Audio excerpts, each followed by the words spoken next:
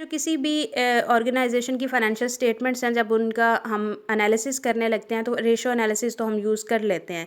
Ratio analysis को हम detail में पहले भी डिस्कस कर चुके हैं, अभी भी हमने उसको देख लिया कि किस तरीके से हम रेशोज़ को यूज़ करते हैं और उनका पर्पज़ क्या होता है, किस बेस पे हम किस रेशो को यूज़ कर रहे होते हैं, ये भी हमने चेक कर लिया।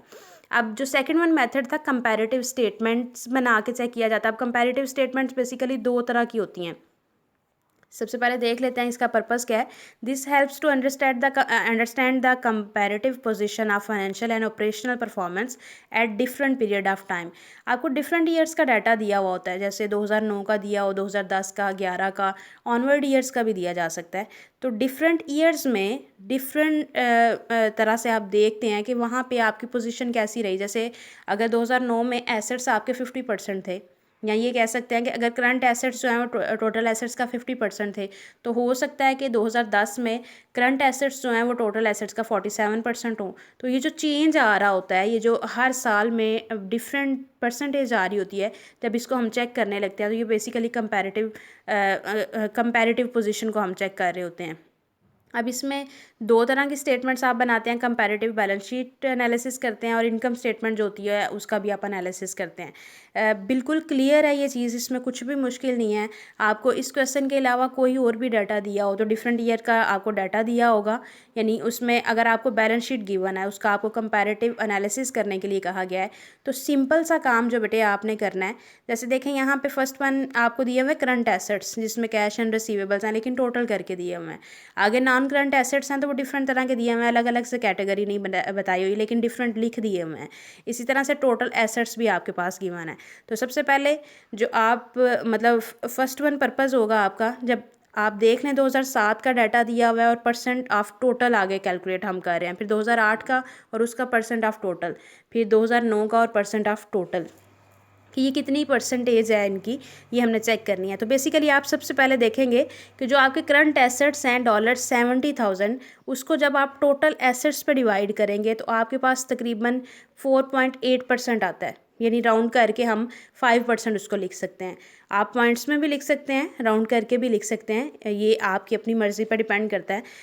देखना ये है कि जो आपके करंट एसेट्स हैं, आपके पास यहाँ पे ना दो कैटेगरीज हैं, एक टोटल एसेट्स और दूसरा टोटल लाइबिलिटीज़ और शेयर होल्डर्स इक्विटी आ सकता है। यहाँ पे टोटल लाइबिलिटीज़ तक है आपके पास। तो सबसे पहले आप देखेंगे कि अगर करंट एसेट्स 70,000 हैं तो वो टोटल एसेट्स का कितने परसेंट है। अगर नॉन करंट एसेट्स हैं, जैसे पहली कैटेगरी में लिखे हुए हैं 4,54,775, तो ये टोटल एसेट्स का कितने परसेंट है। जैसे 31% आ गया। 5,20,000 हैं तो ये टोटल एसेट्स का कितने परसेंट है। तो आप हर वैल्यू को टोटल एसेट्स पे डिवाइड करेंगे तो आपके पास परसेंटेज आ जाएगी कि ये टोटल एसेट्स का कितने परसेंट हैं, आप इजीली बता सकते हैं। ऐसे ही लाइबिलिटीज़ हैं तो आप लाइबिलिटीज़ जो 1 बाय 1 लाइबिलिटी दी हुई है उसको टोटल लाइबिलिटी पे डिवाइड करेंगे तो आपको पता चल जाएगा कि अगर करंट लाइबिलिटीज़ हैं तो वो टोटल लाइबिलिटीज़ का कितने परसेंट हैं। इसी तरह से ऑनवर्ड ईयर्स का भी आप कैलकुलेट करेंगे और कंपैरेटिव बैलेंस शीट क्लियर हो जाएगी। और इसी तरह से अगर आपको कोई इनकम स्टेटमेंट दी जाती है तो उसको भी इसी तरीके से आपने कैलकुलेट करना होता है। उसमें फ़र्क ये होगा कि आपके पास अगर सेल्स हैं और एक्सपेंसेस हैं, मतलब हर चीज़ को आप सेल्स के साथ लिंक कर रहे होते हैं। जैसे अगर कास्ट ऑफ गुड सोल्ड है तो उसकी अमाउंट को भी आप सेल्स पर डिवाइड करेंगे तो आपको पता चल जाएगा कि CGS कितना है सेल का, यानी सेल का कितने परसेंट CGS है। अगर ग्रॉस प्रॉफिट आया तो उसको भी आप सेल्स पे डिवाइड करेंगे तो आपको आइडिया हो जाएगा कि ग्रॉस प्रॉफिट सेल्स का 80% है, 90% है, इस तरीके से। ठीक है, इसी तरीके से आप हर चीज़ को इवेल्यूएट कर रहे होते हैं, यानी जो बेसिक कैटेगरी है उस पर सारी चीज़ों को डिवाइड करके चेक कर रहे होते हैं। इसी तरह से जो थर्ड वन मेथड था, ट्रेंड एनालिसिस। ट्रेंड एनालिसिस में बेसिकली हम डिफरेंट ईयर्स में अमाउंट का चेंज और परसेंटेज चेक कर रहे होते हैं। जैसे यहाँ पे आपके सामने ऑपरेटिंग इनकम दी हुई है 2010 की भी और 2009 की भी।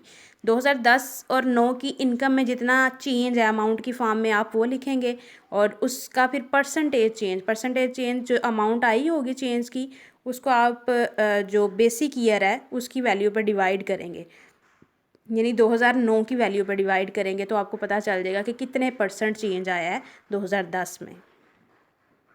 जैसे यहाँ पे देखें आपके सामने current year minus base year और उसको डिवाइड कर देंगे बेस ईयर पे, तो आपको पता चल जाएगा कि जो 2010 में चेंज आया वो कितने परसेंट आया, 2.6%।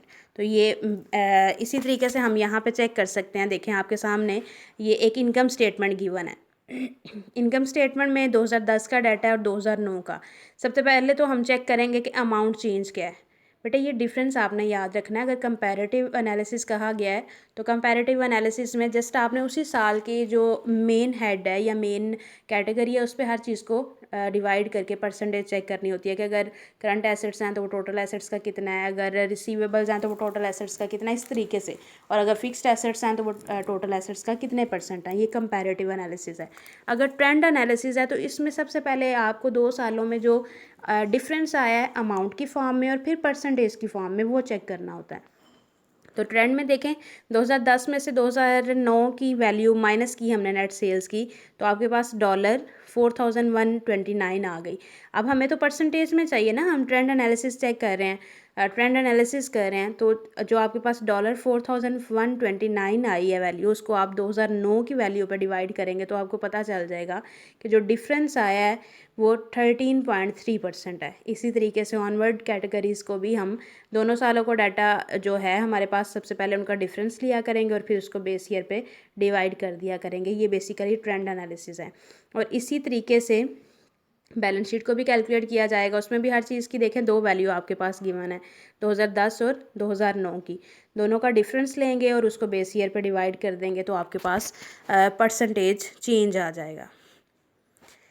उम्मीद करती हूँ बेटे आपको ये चैप्टर अच्छे से समझ आ गया होगा। ये सारी चीज़ें जो हम डिस्कस करना चाह रहे थे आपको अच्छे से क्लियर हो गई होंगी। अगर आपको कहीं पे कोई प्रॉब्लम हो तो आप बेटे मुझसे डिस्कस कर सकते हैं, पूछ सकते हैं। अल्लाह ताला आप सबको अपने हिफ्ज़-ओ-ईमान में रखे और कामयाबियों से नवाजे।